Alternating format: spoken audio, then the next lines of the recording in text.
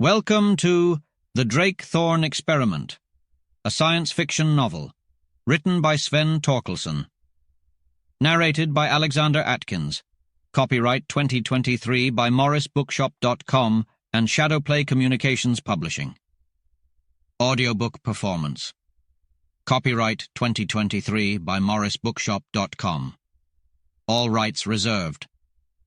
No portion of this book may be reproduced in any form without written permission from the publisher or author, except as permitted by U.S. copyright law. Special bonus offer.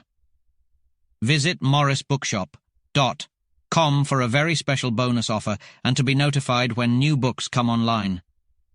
Again, that website is morrisbookshop.com. Chapter 1. At 5 in the afternoon, a young messenger boy dressed in blue pressed the electric button of room 212 in Carnegie Studio, New York City.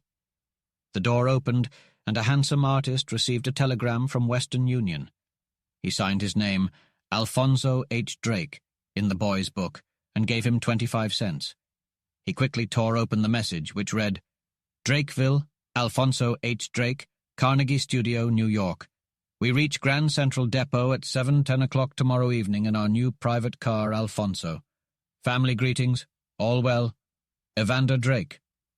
Alfonso put the telegram in his pocket, finished packing his steamer trunk, wrote a letter to his landlord enclosing a check for the last quarter's rent, and ran downstairs to the storage company. He left an order to call for 2 big trunks of artists' belongings not needed in Europe. A hansom cab took him to the Stimpler Hotel, where he almost forgot to pay his barber for a shave due to his excitement. A little dry toast, 2 soft-boiled eggs, and a cup of coffee were quite sufficient since his appetite, usually very good, had failed him. It was now 15 minutes to 7 o'clock.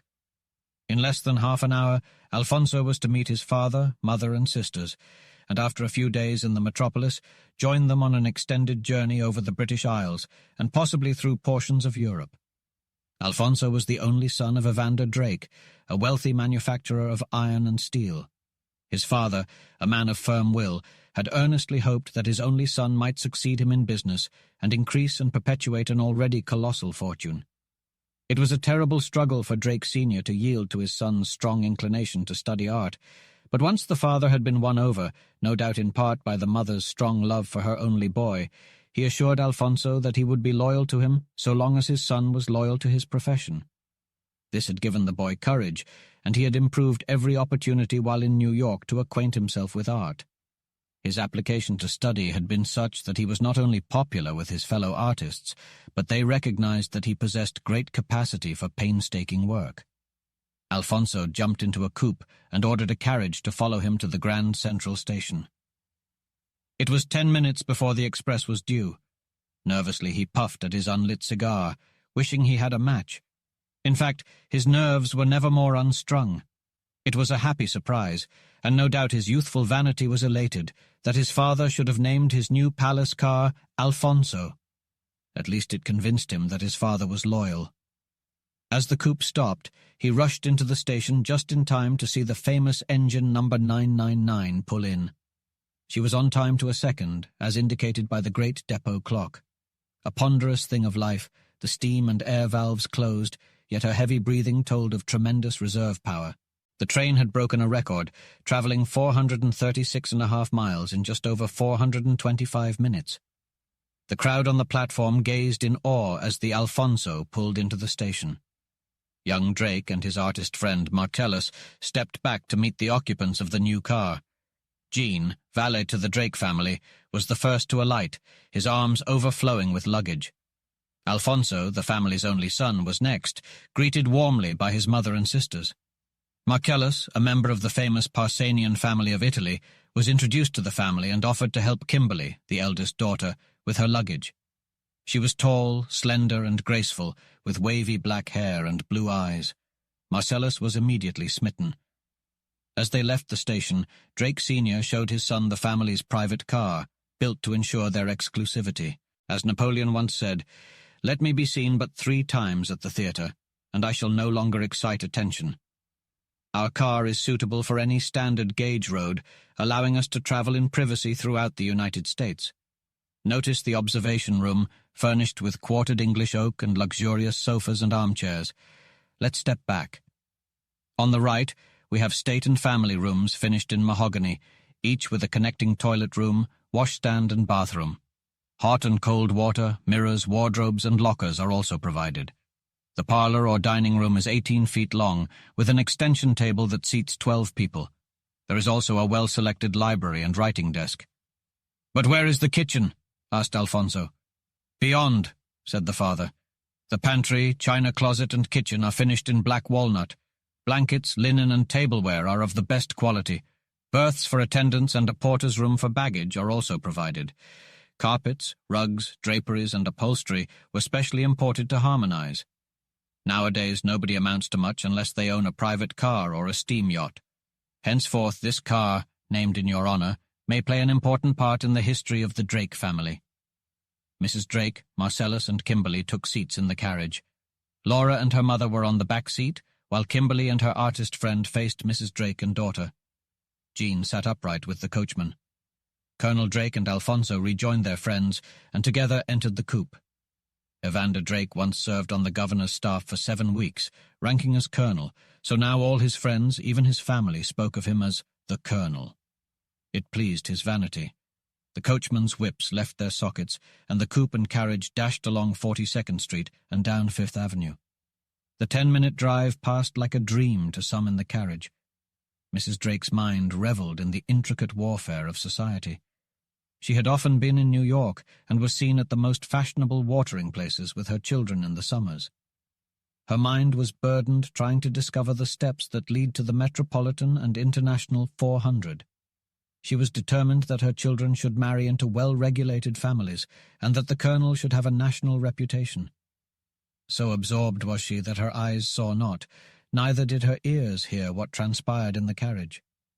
Laura was equally quiet. Her thoughts were of dear friends she had left in Drakeville. The occupants of the front seats had talked in low tones of recent society events in New York and a little of art. Kimberly herself had dabbled in color for a term or two in a fashionable school on the Back Bay in Boston. The colonel had become enthusiastic in his talk about his own recent business prosperity. Suddenly, the coupe and carriage stopped in front of the main entrance of the Hotel Waldorf. The intricate details of the arches and columns were a sight to behold. The architect's use of iron and glass in the porte-cochere was delicate and precise.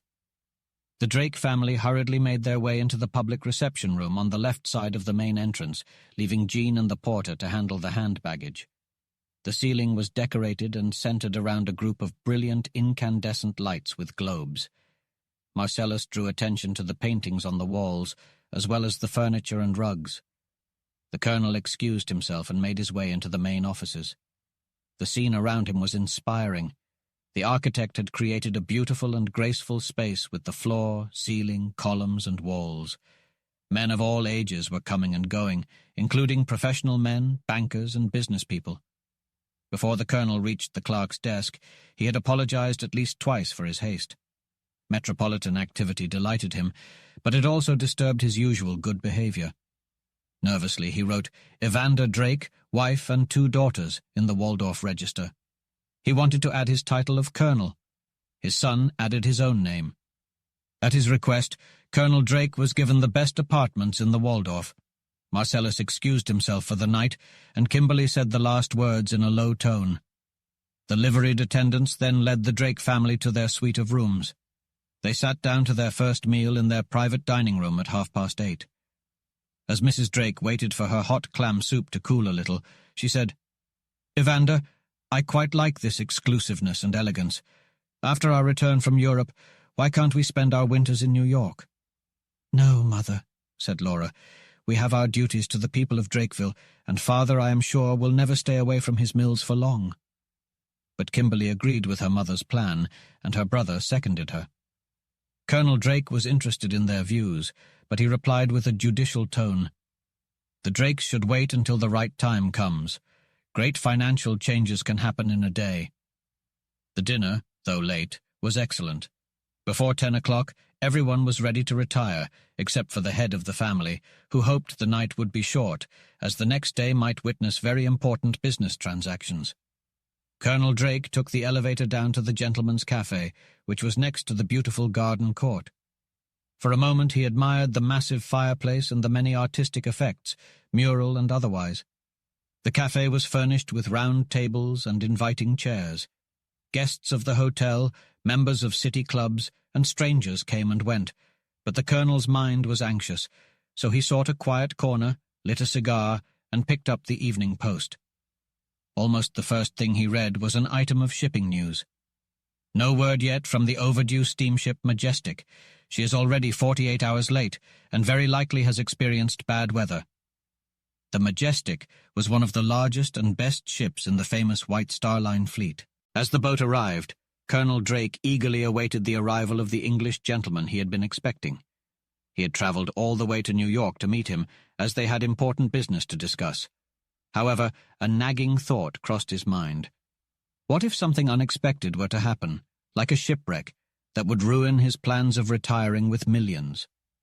He pulled out a cablegram from his pocket, sent by Gurney and Baring, to reassure himself that his trip was not in vain. Gurney and Baring were young bankers and brokers based in London, with a view of the Bank of England, the Exchange, and the Mansion House. Despite their father's banking houses failing, they had joined forces and opened several branch offices in London and the county, offering brokerage services and promoting syndicates in America and the colonies. They had already made a fortune handling high-grade manufacturing plants and had netted £2 million. Bonds approved by Gurney and Baring were highly sought after on Lombard, Prince, and other financial streets near the Bank of England. Colonel Drake pondered on the price he should charge the Englishman for a property that had brought the Drake family an average of 30%, or $600,000 annually for 10 years, but had only cost $2 million. He had initially thought of charging $6 million, but finally settled on $5 million. As he drifted off to sleep, he wondered if he had made the right decision. It was after 11 o'clock when the Waldorf attendant found Colonel Drake asleep in his chair. He gave the attendant a piece of silver and retired for the night.